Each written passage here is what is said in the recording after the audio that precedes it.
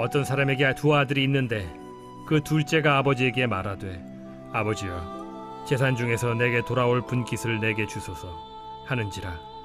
아버지가 그 살림을 각각 나눠 주었더니 그 후 며칠이 안 되어 둘째 아들이 재물을 다 모아가지고 먼 나라에 가 거기서 허랑방탕하여 그 재산을 낭비하더니 다 없앤 후 그 나라에 크게 흉년이 들어 그가 비로소 궁핍한지라.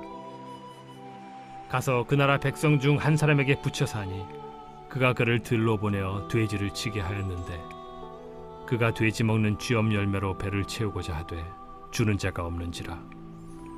이에 스스로 돌이켜 이르되 내 아버지에게는 양식이 풍족한 품꾼이 얼마나 많은가. 나는 여기서 줄여 죽는구나. 내가 일어나 아버지께 가서 이르기를 아버지, 내가 하늘과 아버지께 죄를 지었사오니 지금부터는 아버지의 아들이라 일컬음을 감당하지 못하겠나이다. 나를 품꾼의 하나로 보소서 하리라 하고 이에 일어나서 아버지께로 돌아가니라. 아직도 거리가 먼데 아버지가 그를 보고 측은히 여겨 달려가 목을 안고 입을 맞추니 아들이 이르되 아버지, 내가 하늘과 아버지께 죄를 지었사오니 지금부터는 아버지의 아들이라 일컬음을 감당하지 못하겠나이다 하나 아버지는 종들에게 이르되 제일 좋은 옷을 내어다가 입히고 손에 가락지를 끼우고 발에 신을 신기라. 그리고 살찐 송아지를 끌어다가 잡으라.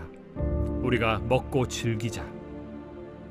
이 내 아들은 죽었다가 다시 살아났으며 내가 잃었다가 다시 얻었노라 하니 그들이 즐거워하더라. 탕자가 스스로 회개하고 뉘우치고 아버지께로 돌아왔더니 아버지께서 받아주셨다. 그러므로 우리도 회개하고 하나님께로 돌아가자. 이런 스토리로 설교를 해왔습니다. 저도 옛날에 그랬습니다. 지금도 이제 이슬람들이나 또 하나님의 은혜로, 전적인 은혜로 구원받는 게 아니라 우리 인간들도 약간 구원에 뭔가 힘을 보태야 된다고 얘기하는 알미니안주의자들도 여전히 지금 그렇게 해석을 하고 있습니다. 그러나 개혁교회의 해석은 조금 다릅니다. 이 이야기는 아들이 주인공이 아닙니다. 아버지가 주인공입니다. 우리는 그것을 놓쳐서는 안 됩니다. 확실히 이해하려면은 본문 속에 십자가와 예수를 찾아내야 됩니다. 우리 성경 어디에든지 끝으로 예수, 십자가라는 단어가 나오지 않지만 그 속에는 예수와 십자가가 숨어 있습니다. 그것을 우리는 찾아내고 은혜를 받아야 되는 것입니다. 어떤 사람들은 이것을 알레고리, 우화라고 해석해야 된다고 말하는 사람이 있고, 어떤 사람은 문자대로 스토리로 이해한다고 해야 된다고 말하는 사람도 있지만, 그런 논란이 중요한 것이 아니라 우리는 여기서 예수 그리스도와 십자가를 발견하고 그 말씀의 은혜를 받으면 되는 것입니다. 자, 본문을 이해하기 위해서는 우리는 고대의 풍습을 알아야 합니다. 고대 사회에는 유산을 분배할 때 큰아들에게는 무조건 2배를 줍니다. 그리고 나머지 아들들에게는 그 남은 반, 2배를 주고 남은 그것을 골고루 이렇게 분배해 줬습니다. 그래서 유산 상속은 이 부모가 돌아가신 후에나 하는 것입니다. 근데 부모가 돌아가시기 전에 유산 상속을 해달라고 한다면은 그건 문제가 있습니다. 뿐만 아니라 부모가 살아 계실 때 이거는 네 몫이다, 이거는 네 몫이다 하고 유산을 상속해 주었다고 할지라도 그 유산에 대한 권리를 행사하는 것도 부모님이 돌아가신 뒤에라야 할 수 있습니다. 그 전에 행사를 할 수가 없다는 말입니다. 그런데 본문에 보면은 둘째 아들이 자신에게 돌아올 그 재산을 달라고 아버지한테 요구를 합니다. 있을 수 없는 얘기입니다. 그런데 아버지는 두말하지 않고 그냥 둘째 아들에게 그 몫에 해당되는 재산을 그렇게 분배해 주십니다. 그리고 큰아들에게도 두 몫의 유산을 분배해 주었습니다. 당시의 습관이나 간섭으로는 도저히 이해할 수 없는 일을 이 아버지가 그냥 선뜻 그대로 해 주신 것을 볼 수가 있습니다.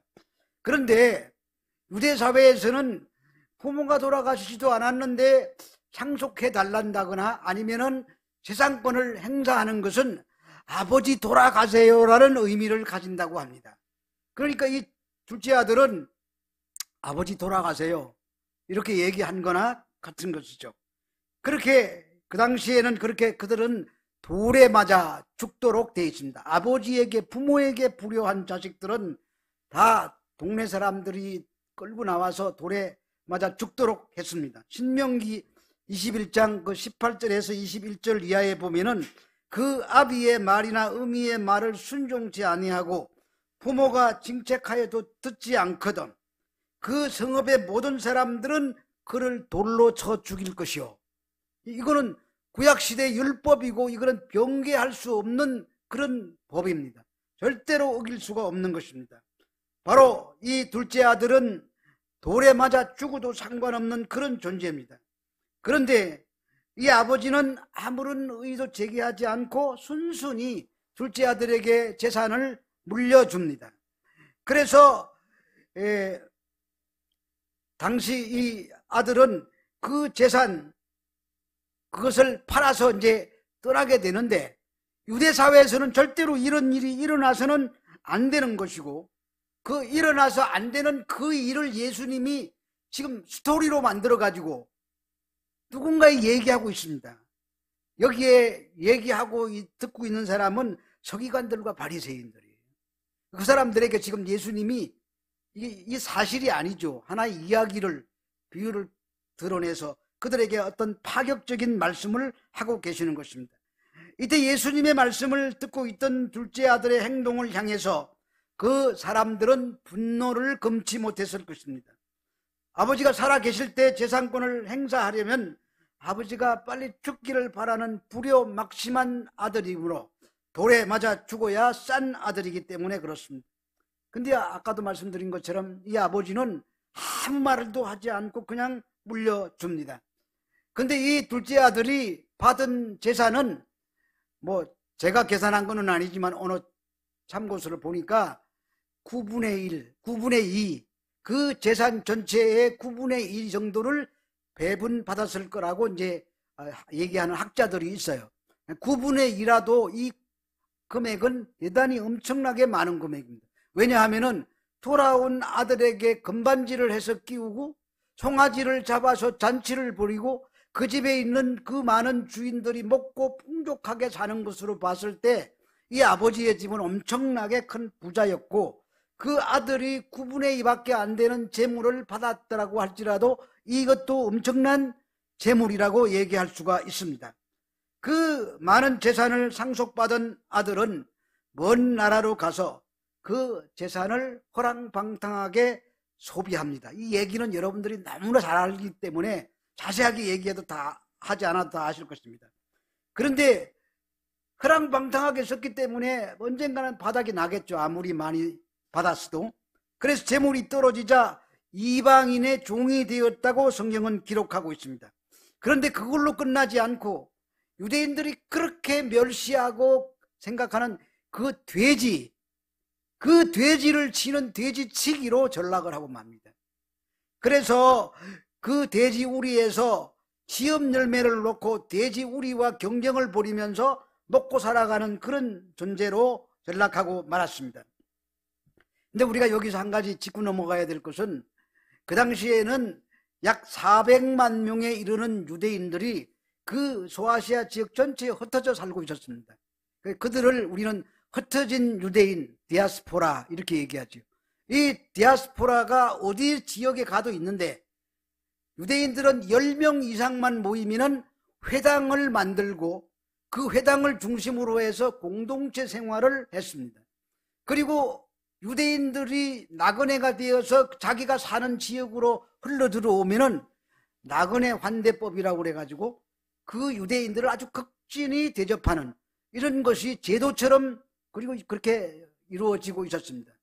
그런데 만약에 그들이 흘러온 나그네 유대인들을 대접하지 않으면은 그 지역 사람들은 많은 사람들로부터 손가락질을 당하고 그렇게 수치가 되는 그런 시대였었습니다. 그런데 이 아들도 그 어느 지역인가 갔으면 거기에서 대접을 받아야 될 거 아닙니까? 근데 대접을 못 받았어요. 왜냐?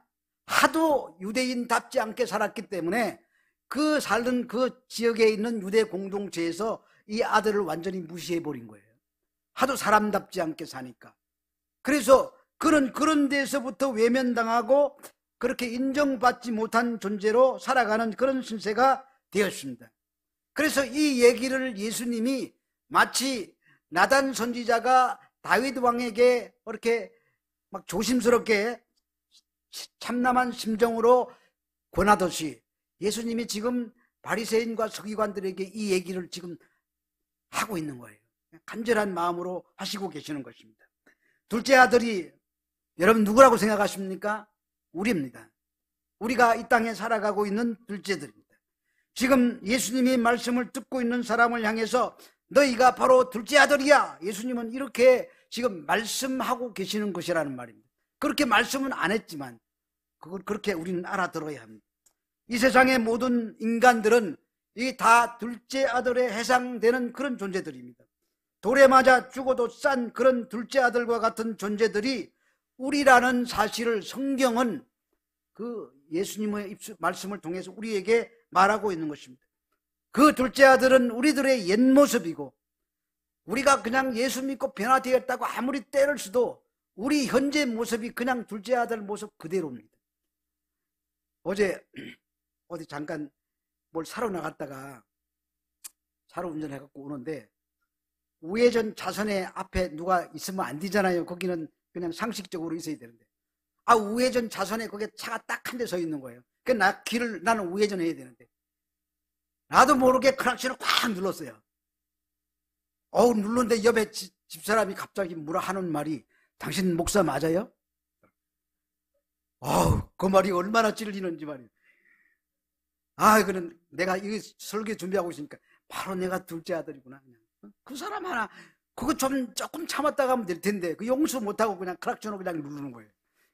아직도 내게 그런 게 살아있는 걸 내가 많이 봅니다. 그래서 하여튼 그렇습니다. 어쨌든 우리는 우리 주님께 나와서 우리 주님이 장차 우리에게 선물해 주실 하나님의 그 풍성한 하늘의 복을 그것을 누릴 것을 기다리지 못하고 지금도 주님 앞에 나와서 늘 졸르기를 주여 주시옵소서 맨날 달라고 얘기합니다. 언제 맡겨놓은 거 있습니까? 하나님께 맡겨놓은 것도 맨날 달라고 그래요. 그것도 내용 보면은요 그 내용이 참담합니다. 어떤 내용이냐, 그냥 이 땅에서 잘 먹고 잘 입고 잘 살고 출세하고 행복하고 쾌락을 즐길 수 있는 그거 달라 그러는 거예요. 맨날 우리 달라는 게 그거예요. 참 그렇습니다. 그게 우리 같은 존재입니다. 그러니까 결국은 우리가 아버지 앞에 무슨 말하고 있냐, 상속 재산 내게 돌아올 것 미리 주십시오 그 얘기하고 똑같은 거예요. 그러니까 다른 말로 얘기하면 아버지 돌아가세요. 그렇습니다. 오늘날 우리 기독교인이라고 얘기하는 사람들이 하나님 아버지에 대해서는 별로 관심이 없어요. 계시든 안 계시든 나는 천국만 가면 되고 내가 이 땅에 살 동안에 하나님께서 복 주셔서 그저 물질 복 그냥 내가 원하는 거 다 부어주시면 하나님 굳이 안 계셔도 그냥 그렇게 문제될 게 없어요. 오늘날 우리 기독교인들의 삶의 모습이. 그래서 오늘 이 시대가 하나님을 살해하고 있는 시대라고 우리는 얘기할 수가 있습니다. 자, 그러면서 오늘 15장 17절 19절에 보면은 그 집 나간 아들, 둘째 아들이 돌아오는 장면을 이렇게 얘기하고 있습니다. 이에 스스로 돌이켜 이르되 내 아버지에게는 양식이 풍족한 품꾼이 얼마나 많은가.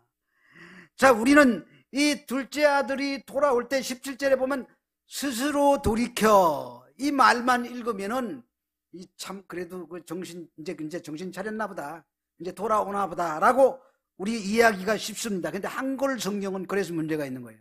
이 원문으로 보면은 그런 의미가 아닌데, 이 둘째 아들이 스스로 돌아온 게 아니라 회개의 주도권은 하나님이 계신 거예요. 우리 인간은 하나님께로 스스로 돌아갈 수 있는 의지와 능력을 상실한 존재예요. 왜? 전적으로 타락했기 때문에.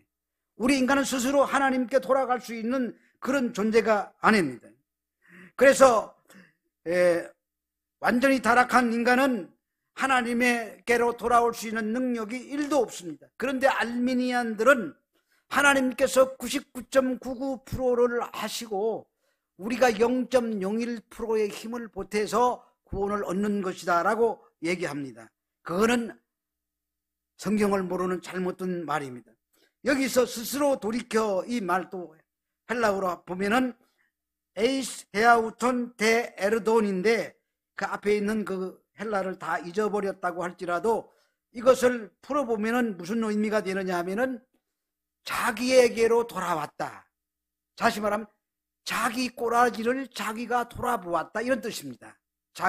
자기의 지금 돼지와 아기 다툼을 하면서 시험열매 나무의 열매를 먼저 먹으려고 싸우는 그 처절한 자기의 모습을 돌아보게 되었다. 그런 얘기가 되는 것입니다.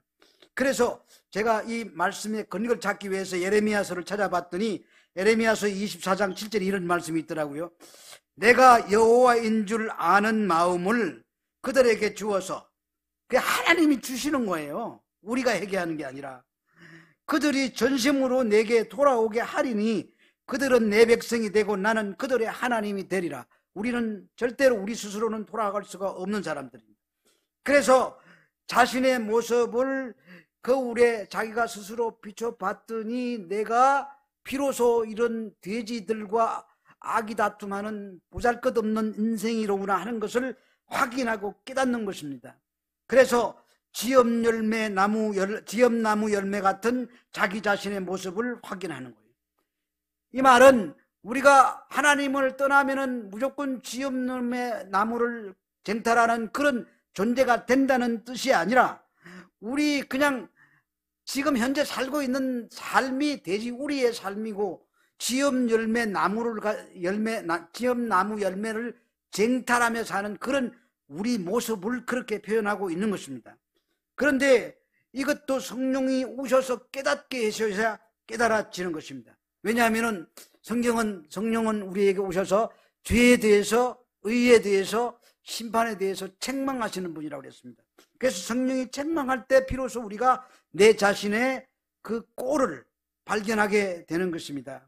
그러니까 이 둘째 아들은 스스로 돌아오는 것이 아니라 아버지의 주권적 사랑 때문에 돌아온 것입니다. 아버지의 그 자식에 향한 뜨거운 마음이 성령으로 그의 마음속에 전달되어서 그래서 그가 돌아오는 것입니다. 그래서 이 누가복음 전체가 24장이잖아요. 그래서 전반부, 후반부로 나누면은 이 후반부는 일종의 결론 부분이라고 얘기할 수 있는데 이 후반부에 나오는 이 15장은요. 굉장히 이 누가복음에서 중요한 장이라고 그래요. 이거는 제가 말하는 게 아니라 신학자의 말을 빌린 거예요. 왜냐하면 이 누가복음에서 이 본문을 해석을 제대로 하면 누가복음 전체를 제대로 해석했다라고 말하는 학자들도 있더라고요. 그게 말이 사실인지는 모르지만 어쨌든 누가복음 15장 1절에 모든 세리와 죄인들이 말씀을 들으러 가까이 나오니라는 그 말씀이 있습니다. 그리고 1절에 등장하는 세리와 죄인들이 나왔는데 식사하다가 보니까 거기에 바리새인들도 같이 있더라는 겁니다. 그게 바리새인들이 왜 예수님 당신은 말이요 그런 죄인들하고 식사하십니까? 라고 손가락질 하던 사람이 그 죄인과 세리들과 식사하는 그 자리에 서기관들과 바리새인들이 그 자리도 같이 동석하고 있었다는 것입니다. 그 사람에게 예수님이 말씀하고 있는 것입니다. 그런데 이게 현재 시대로 되어 있기 때문에 예수님이 가는 곳에는 언제나 그렇게 되어 있었다는 얘기입니다. 근데 바리새인들과 서기관들은 예수님을 쫓아서 이렇게 호감을 가지고 세리하고 죄인들하고 같이 앉는 자리도 그냥 서슴지 않고 나와서 앉아 있었던 것 같습니다. 다른 세리들하고 다른 바리새인들하고는 좀 차원이 달랐던 사람이 그래도 조금 마음속에 가난한 마음이 있거나 어쨌든 예수님에 대해서 뭔가 더 궁금해서 따라왔던 것 같습니다. 주님은 이들을 대상으로 앞에 읽지는 않았지만 세 가지 비유를 달아서 말씀하고 있습니다. 세 가지 비유, 여기서 비유라고 얘기하는 것은 헬라어로 파라볼레인데 여기는 파라볼렌으로 단수로 쓰고 있어요. 단수라는 말은 세 가지 비유가 하나의 비유라는 뜻이에요. 이거는 각각 다른 비유가 아니라 하나의 비유. 첫 번째 비유는 100마리 양 중에서 한 마리 양을 잃어버리고 99마리를 두고 한 마리 양을 찾아 나서는 비유죠. 두 번째 비유는 10드라크마 중에서 한 드라크마를 잊어버려서 온 방을 청소하고 뒤지면서 찾는 비유입니다. 혼수 이야기입니다. 오늘날 우리들은 약혼하게 되면은 대개 반지를 선물로 주고받잖아요. 풍습처럼 시계도 해주기도 하고, 그건 일종의 약혼 선물이고 결혼을 약속하는 선물인데, 이 당시에 이 드라크마는 남자가 신랑이 아내 될 여인에게 주는 아주 귀중한 그런 혼수품이에요. 그 중에 하나라도 없으면, 10개 중에서 하나라도 없으면 그 혼수품이 성립이 안 되는 거예요. 그래서 그 사람은 그 파혼을 당하거나 아니면 곤란한 일을 당하게끔 돼 있었습니다. 그래서 이야기를 계속해 보면은 오늘 세 번째 얘기가 아들 중 하나를 잃었다가 다시 찾는다는 이야기로 연결되어 있습니다. 처음에는 짐승을 한 마리 잊어버렸다가 짐승 찾는다는 얘기고, 두 번째는 그거보다 조금 더 중요한 혼수를 잊어버렸다가 혼수를 찾는 얘기인데, 하물며 그것을 찾아도 기뻐하는데 아들을 잊어버렸는데 그 아들을 찾았는데 안 기뻐할 리가 있겠느냐. 성경은 그런 얘기를 우리에게 하고 있습니다. 이런 것들을 점층적 표현법이라고 얘기합니다. 가면 갈수록 더 예수님이 하시는 말씀을 더 확실하게 드러내기 위해서 하는 표현법을 말합니다. 그래서 그런데 여러분들이 자세히 읽어보면은 이상한 점이 있어요. 15장 7절과 15장 10절에 보면은 양을 찾고 난 뒤에 주인이 나가서 양을 찾았어요. 그런데 그거를 회개했다고 써놓고 있어요. 그 다음에 드라크마를 자기가 큰 방을 뒤져서 찾았는데 그것도 회개라고 써놓고 있어요. 아니, 찾기는 주인이 찾았는데 그들이 돌아온 것은 자기 실력으로 돌아온 게 아니라 주인의 실력으로 돌아왔는데, 그거를 여기서 회개라는 단어로 표현하고 있다는 것입니다. 그러니까 양이 스스로 돌아온 것도 아니고 드라크마가 짠 하고 나 여기 있어 하고 나타난 것도 아닌데 주인이 직접 찾았는데 그것을 회개라는 단어를 가지고 표현하고 있다는 것입니다. 그러므로 회개의 주도권은 죄인의 편에 있는 게 아니라 회개를 하게끔 만드시는 그 하나님 편에 있다는 것을 이렇게 표현하고 있습니다. 우리는 회개할 수 있는 주도권조차도 없는 인생들입니다. 그래서 탕자가 돌아온 것도 스스로 돌아온 것이 아니라 하나님의 마음이 성령으로 그의 생각에 전달돼서, 그래서 자기 꼬라지를 보게 된 거예요. 자기 모습을 보게 된 거예요. 그래서 우리 아버지 집에는 먹을 것도 많고 거기는 종들조차도 다 배불리 먹고 사는데 라는 생각을 갖게 만드는 거예요. 그래서 자기의 몰골을 본 그 사람은 돌아오게 되는 것입니다. 아까 스스로 돌이켜, 그 말을 에이스 헤아우톤 데 에르돈이라고 얘기했는데 그게 회개라는 뜻이라고 얘기합니다. 자신의 돼지됨을 바라보게 됩니다. 자신은 돼지처럼 산 것밖에 없습니다. 회개란 하나님을 떠나 살면서 돼지처럼 시험나무 열매를 먹고 사는 자신의 모습을 하나님의 은혜로 말미암아 자기의 처지를 바라보는 것, 그것을 회개라고 성경은 설명하고 있습니다. 예수님은 여기에 바리새인들이 그렇게 무시했던 세리와 죄인들 앞에서 지금 서기관들과 바리새인을 향해서 지금 일종의 메시지를 던지고 있는 겁니다. 자존심 상하는 일이죠. 자기들 입장에서는. 그래서 예수님은 하나님 아버지를 계시하기 위해서 오셨는데, 이 하나님 아버지에 대해서, 지금 아버지의 사랑에 대해서, 돌아오게 하시는 아버지 사랑에 대해서 차근차근 설명하고 계시는 것입니다. 우리가 살면서 챙기는 그런 것들은 다 지엄나무 열매에 불과할 뿐입니다. 돈, 명예, 지식, 이런 모든 것들, 세상에 이 땅에서 볼 때는 대단한 것 같지만 하나님의 눈으로 보면 그건 지엄나무 열매에 불과한 것입니다. 둘째 아들에게는 돼지 우리 속에서 자신의 몰골을 발견하자 그때에 눈이 떠져서 아버지를 생각하게 되는 거예요. 아, 내 아버지 집에는 종들도 많고 그들은 참 풍성하게 먹는데 라는 생각을 하게 되는 것입니다. 그래서 아버지가 보여야 우리는 돌아갈 수가 있습니다. 욥이 내가 귀로만 듣기만 했었는데 이제는 눈으로 봅니다. 그래서 아버지가 점점 가까이 깨달아지는 거예요. 이것처럼 이 세상은 완전히 자기가 가지고 있는 것이 털려져야 비로소 하나님이 보이고 하나님을 의지하게 된다는 말입니다. 돼지 우리 속에 들어가서 지엄나무 열매를 먹기 위해서 돼지들과 쟁탈전을 벌리면서 자기 몰골을 발견해야 되는 존재가 죄인이라는 말입니다. 이처럼 무력함과 죄인이라는 사실을 폭로당할 때 그때 하나님의 은혜가 우리에게 임하는 거예요. 그래서 하나님이 정말 우리에게 주신 분이로구나 그렇게 깨닫게 되는 것입니다. 그 아들은 자신이 아버지의 아들이 될 자격이 없다는 것을 인정합니다. 야곱이 라반에게 당하고, 야곱은 아주 사기꾼이잖아요. 야곱보다 그 단수가 한 단수 높은 사람이 라반이잖아요. 외삼촌 라반. 20년 동안 부려먹었잖아요. 그냥 10번이나 병거해가면서. 그래서 그냥 천신만고 끝에 라반을 피해서 고향으로 돌아오는데 어디로 갑니까? 야곱이 정상적인 사람이라면은 자기가 집 떠날 때 베델에서 하나님께 돌베개 대고 자면서 기도했던 장소가 있었어요. 거리로 가야 정상이에요. 그런데 이 돌아오는 야곱이 어디로 가느냐? 숫곳 세겜 땅으로 가요. 세겜 땅에 가서 거기 땅을 사고 집을 짓고 거기에 머무릅니다. 그러다가 세겜 땅 하몰 그 추장의 아들에게 자기 딸 디나가 몸을 더럽히게 되죠.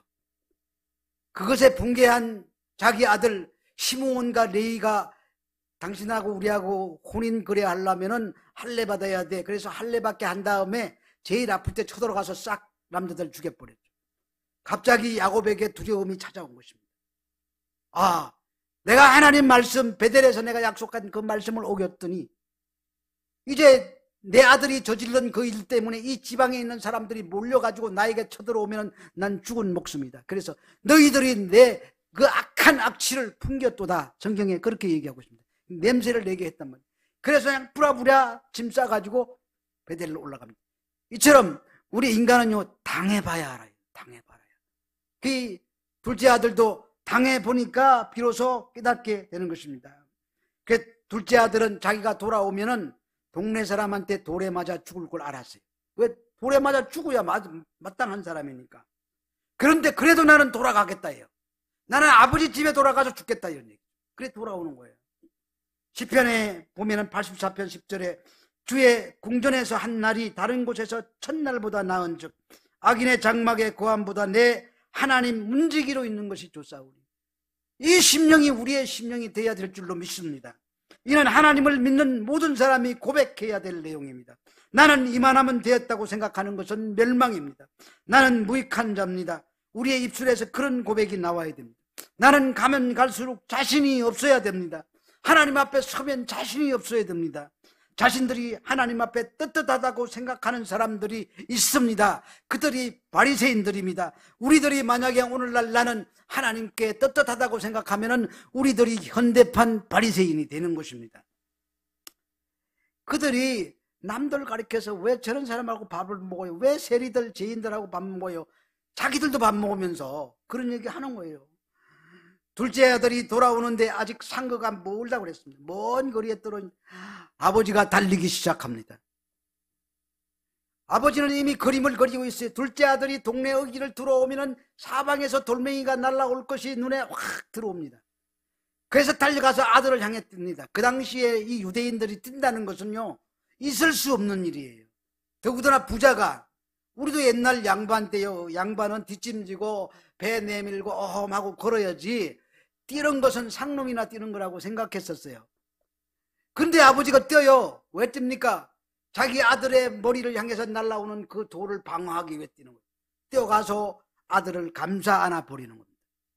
이것을 우리는 다른 말로 십자가라고 얘기합니다. 아버지가 아들을, 그 예수 그리스도를 십자가에 못 박여 죽인 그 모습을 자기 그 모습 속에 담아놓고 예수님이 이런 얘기를 지금 우리들에게 하고 계시는 것입니다. 그래서 이 아들이 그 아버지로 말미암아 살아나게 되는 것이죠. 그런데 십자가에 달려 돌아가신 예수님의 얘기를 예수님 자신이 서기관들과 바리새인들, 예수님을 십자가에 못 박아 죽일 그 서기관들과 바리새인들 앞에서 지금 그렇게 말하고 있는 것입니다. 하나님께서 돌에 맞아 돌아가셨다는 얘기가 아니라 하나님의 아들이신 예수님이 돌에 맞아 돌아가시는 그림을 예수님이 이렇게 설명하고 계시는 것입니다. 이때 아마 바리새인들은 어디 돌멩이 어디 있어? 막 돌멩이 집어들었을 거예요. 막 자기도 듣는 중에 붕괴해가지고 둘째 아들 치려고 그렇게 했을지도 모릅니다. 아버지는 아들이 집 나간 뒤로 한 번도 아들을 잊어버려 본 적이 없어요. 저녁에 해가 기울면은 마을 어귀에 나가서 혹시나 돌아올까 멀리 쳐다보면서 아들을 기다렸을 것입니다. 하나님은 매 순간 우리를 그렇게 기다리고 계십니다. 우리가 정말 온전히 하나님께 돌아오기를 기다리는 그 심령으로, 이 아버지의 마음으로 우리를 기다렸습니다. 배역하는 길로 가는 그 우리 인생들에게, 근데 하나님은 그냥 가도록 내버려 두세요. 왜? 가서 경험하고 오라고. 너희 아버지를 떠났다가 너희가 당하는 그 고통을 경험하고 배우고 돌아오라고 그냥 버려두시는 것입니다. 그래서 스스로 하나님처럼 살겠다고 하는 그 사람에게 하나님께서는 그냥 배우고 오라고 죄짓도록 그냥 버려두시는 거예요. 우리는 하나님이 그냥 팽개친 게 아니에요. 경험해봐요. 그리고 경험하고 나면은 내가 아버지의 사랑이 얼마나 중요한 것인가를 깨달아 알게 될 것이라고 말하는 것입니다. 우리들에게 윤리적인 열매를 내놓으라고 하는 말이 아닙니다. 아버지 집이 얼마나 좋은가, 아버지의 사랑이 얼마나 좋은가, 그걸 깨달아 알라고 그냥 버려두시는 것입니다. 오늘 아까도 말씀드린 것처럼 천국만 있으면 되고 나만 천국 가면 되고 이 땅에서 잘 먹고 잘 살면 된다고 생각하는 사람들이 예수 믿는 사람들 중에 많이 있습니다. 하나님은 하나님의 은혜를 떠난 자의 삶은 돼지 우리의 삶과 같다는 것을 경험하고 체험하고 돌아오도록 그냥 버려두시는 것입니다. 그래서 우리가 내가 돼지 우리로 들어가 봐야 합니다. 그래야 압니다. 야고보가 말한 그 행함이란 바로 이런 경험을 통해서 하나님을 알고 그때 가서 자기를 부인하고 내가 하나님께로 돌아가야지라는 행함이 나와야 그것이 살아있는 생명이고 그것이 산자의 모습인 것입니다. 누가복음 15장 32절에서는 아들이 죽었다가 살아난 자라고 말하고 있습니다. 그래서 아버지가 껴안으면서 내 아들 죽이지 마라고 감사 안 하시고 살려내시는 그것이 성경이 말하는 복음의 핵심입니다. 언제 우리가 죽은 적이 있습니까? 죽은 적이 없습니다. 그런데 아버지께서 그렇게 선언하십니다. 내 아들 예수 그리스도께서 십자가를 지시고 돌아가신 그 죽음이 너희 죽음이다. 너희가 그 예수와 함께 죽었고 예수와 함께 살았다고 그렇게 하나로 우리를 묶어서 말씀하시는 것입니다. 율법을 어긴 아들에게 반지를 끼우고 새 옷을 입힙니다. 그것은 아버지가 스스로 율법을 파괴하는 것입니다. 동네 사람들이 손가락질하고 비웃을 일입니다. 그래서 그 아버지가 그 모든 것을 다 감사 안 하시고 그 창피, 손가락질 그걸 다 당하시는 것입니다. 그것이 예수님의 십자가를 나타내는 것입니다. 하나님의 공의는 율법에 따라서 죽는 것입니다. 율법으로 죄인은 모두 죽어야 쌉니다. 그런데 하나님이 죄인들을 안 죽이고 자기 아들을 대신 사형에 내어주셨습니다. 그래서 우리가 주기도문 할 때도 이렇게 고백합니다. 우리가 우리에게 죄 지은 자를 사하여 준 것 같이 우리 죄를 사하여 주옵시고. 우리가 언제 죄 지은 거 사해 준 적 있나요? 없어요. 우리는 예수님과 함께 죽었기 때문에 이런 고백이 가능한 거예요. 예수님이 십자가에 달려 돌아가실 때 그와 함께 죽었고 예수님이 부활하실 때 함께 부활에 참여한 자가 되었기 때문에 지금은 시대가 율법을 어겨도 되는 시대예요. 율법을 어겨도 돌에 맞아 죽지 않는 시대가 된 것입니다. 예수님이 대신 죽어버리셨기 때문에 아무도 항의할 수 없습니다. 우리가 다 돌에 맞아 죽어야 하는데, 근데 우리가 살 수 있는 길이 생긴 것입니다. 이것이 구원입니다. 이 비유는 회개의 얘기를 하고 있는 게 아니라 지금도 우리가 온전히 하나님께 돌아오기를 바라고 계시는 하나님의 그 사랑에 대한 얘기를 예수님은 이렇게 우리에게 전달하고 계시는 것입니다. 자, 그러면 우리는 여기서 큰아들 얘기를 해야 되겠습니다. 큰아들은 얘기가 이제 잔치하는 데서부터 시작되죠. 많은 사람들이 큰아들은 아버지로부터 버림받은 나쁜 사람이라고 결론을 내립니다. 그런데 큰아들은 아버지 밭에 나가서 열심히 일했다고 합니다. 나는 아버지께 지금까지 순종했다고 합니다. 그래서 일을 끝내고 돌아오다 보니까 잔치가 벌어졌습니다. 이게 무슨 잔치냐고 물어봤습니다. 작은 아들이 돌아와서 지금 아버지가 잔치를 벌이고 있다고 합니다. 그러니까는 이 큰아들은 오기가 생겼습니다. 나는 아버지 밑에 지금까지 순종하고 지금까지 시키는 대로 하며 살았는데 나한테는 한 번도 잔치를 배설해 주지 않으시더니 저 나쁜 둘째 내 동생 저놈이 돌아오니까 잔치를 베풀어 주시는구나. 그래서 그냥 오기가 생겨서 잔치 자리에 들어가지 않습니다. 누가복음 15장 28절 30절에 보면은 그가 노하여 들어가지 아니하거늘 아버지가 나와서 권한대 이렇게 나옵니다. 아버지가 직접 잔치자리에서 나와서 들어가자고 큰아들을 권합니다. 여기에서 권하다 이 말은 헬라어로 말하면은 파라칼레오라는 단어입니다. 이 단어는 위로라는 뜻입니다. 그 위로라는 뜻도 있고 또 초청하다라는 뜻도 있고 성령의 사역을 얘기할 때 파라칼레오라는 단어를 씁니다. 그래서 이거는 아버지가 친히 나와 성령의 초청으로 큰아들을 잔치집 안으로 초청해 데리고 들어가는 것입니다. 누가복음의 15장의 이 세 가지 비유, 아까 얘기했던 잃었던 아들이 돌아오는 비유와 둘째 아들이 돌아오고 큰아들도 돌아오고 그 다음에 돌아오는 게 많죠. 양 그리고 드라크마. 근데 그 주도권이 찾는 자에게 있다고 그랬습니다. 우리 안에도 큰 아들이 있습니다. 그래도 하나님은 절대로 우리를 포기하지 않으십니다. 아버지는 반드시 완성해 내겠구나 이런 믿음이 생겨나고 있으면 하나님께서 지금 나에게 일하고 계시는 중이십니다. 그러므로 반드시 완성해 내실 것입니다. 돌아오게 하시는 분은 전능하신 하나님이시기 때문입니다. 여기서 큰아들이 가장 심각한 주인처럼 보입니다. 지금까지 자기를 위장하고 살았어요. 위장. 전한 척 위장하고 살았습니다. 그래서 둘째 아들 또한 나쁜 사람입니다. 자기 스스로 나가서 유토피아를 건설하고자 했습니다. 나 혼자 행복한 삶을 살아보겠다고 그렇게 생각했습니다. 인간들은 늘 가만히 있으면 못 견디는 사람이에요. 심심해서 못 견디는 사람이에요. 그래서 일하고 그걸 일을 저질러야 돼요.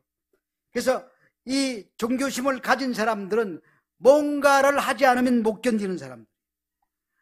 아버지의 기쁨이 나의 기쁨이 되지 못하면은 그 모든 것이 종교라는 위장된 형식으로 나타내게 된다는 것을 첫째 아들에게서 우리에게 보여주고 있습니다. 그 큰아들입니다. 그들은 하나님의 은혜가 아니면은 되지라는 사실을 모릅니다. 바리새인처럼 삽니다. 아버지의 기쁨을 자신의 기쁨으로 삼지 못합니다. 큰아들은 늘 너희들은 왜 나처럼 살지 못해? 내 동생처럼 안 살고 나처럼 살아야 돼 라고 그렇게 살아왔습니다. 그거는 포장된 악입니다. 포장된 악. 뭔가 보상을 바라고 일하는 것입니다. 큰아들은 열심히 순종하는 것처럼 보였지만 감사함 때문에 한 것이 아니라 그냥 이를 악물고 살아온 거예요. 그래서 아버지를 섬긴다고 얘기하고 섬겼다고 얘기하고 있습니다. 아버지에게 뭔가 어떠한 것을 얻어내기 위해서 뭔가 하는 것, 이게 뭡니까? 그게 악입니다. 아버지의 마음은 알아주지도 않고 허랑방탕하게 살았던 둘째와 단지 아버지의 것을 탐내면서 성실하게 살았던 위장된 아들, 큰아들, 두 아들은 다 똑같은 죄인입니다. 큰아들은 동생을 가리켜서 당신의 아들이라고, 아버지를 당신이라고 불렀어요. 이 말은 나도 그렇게 하고 싶었는데 나는 지금까지 참고 살았어요, 그 말입니다. 둘째가 부러웠습니다. 그런데 다 저지르고 돌아온 저 둘째에게 잔치를 베풀어 준다니요, 그게 말이나 됩니까? 근데 하나님은 마음을 보십니다. 둘째가 더 성숙합니다. 둘째는 이제 모든 걸 경험해보고 와서 아버지 집이 최고라는 것을 깨달아 알았습니다. 요한복음 15장 15절에 이제부터는 너희를 종이라 하지 아니하리니 종은 주인의 하는 것을 알지 못함이라. 너희를 친구라 하였노니 내가 내 아버지께 들은 것을 다 너희에게 알게 하였음이니라. 하나님의 아들이신 예수님은 아버지를 안다고 했습니다. 큰아들은 아버지 동네 사람들 앞에서 아버지를 모독했습니다. 둘째 아들이나 다른 바 없이 똑같이 했습니다. 그래서 도덕과 윤리로 판단하면 이 사람도 돌에 맞아 죽어야 마땅한 사람입니다. 그 하버드 대학 하면은 아주 유명한 대학이잖아요. 그 하버드 대학을 나온 헨리 나우엔, 여러분들도 아실 겁니다.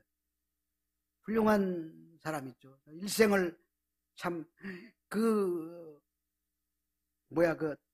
장애자의 기저귀를 입으로 빨며 살았던 사람입니다. 근데 김대두라고 하면 모르실 거예요, 아마. 김대두는 수십 년 전에 있었던 사람인데 사람 10명을 연쇄살인하고 난 희대의 악마였습니다. 근데 그가 교도소에서 전도를 받고 예수를 믿었습니다. 그가 죽을 때 그 사형 집행수에게 예수 믿으세요 하고 죽었습니다.